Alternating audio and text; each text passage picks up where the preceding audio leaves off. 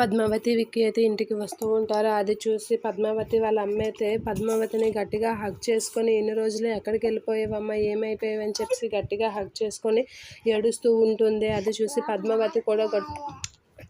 పద్మావతి కూడా గట్టిగా ఏడుస్తూ అమ్మ అని చెప్పి ఏడుస్తూ ఉంటుంది. అప్పుడు ఆర్య విక్కీతో ఇలా అంటూ ఉంటాడు, ఇన్ని రోజులు ఎక్కడ ఉన్నావురా, ఏమైంది అని ఆర్య విక్కీని అడుగుతూ ఉంటాడు. అది చూసి విక్కీ ఏం లేదులే అని చెప్పి అంటూ ఉంటాడు. ఇక అను వీళ్ళందరైతే అవును ఆ పద్మావతి, ఇన్ని రోజులు విక్కీ ఏమయ్యాడు, విక్కీ నీకు అక్కడ ఉన్నాడని నీకు ఎలా తెలిసింది, నీకు ఎవరైనా చెప్పారా అని అను వీళ్ళైతే పద్మావతిని అన్ని రకాలుగా ప్రశ్నలు వేస్తూ ఉంటారు. ఆ మాటలకి పద్మావతి అయితే ఈ నీచుడి గురించి ఇప్పుడు చెప్పేస్తాను, ఎట్టి పరిస్థితుల్లోనైనా చెప్పేస్తాను అని చెప్పి అనుకొని ఇలా చెప్పబోతుంటే విక్కీ పద్మావతిని ఆపి, ఉండు పద్మావతి నేను చెప్తాను అని చెప్పి అంటూ ఉంటాడు. ఆ మాటలకి పద్మావతి అయితే షాక్ అవుతూ ఉంటుంది. ఏంటి విక్రమాదిత్య గారు చెప్పనివ్వడం లేదు నిజం అని చెప్పి అంటూ ఉంటుంది. ఇక విక్కీ అయితే మురళి గురించి దాచి వేరేగా చెప్తూ ఉంటాడు. అది చూసి పద్మావతి అయితే షాక్ అవుతూ ఉంటుంది.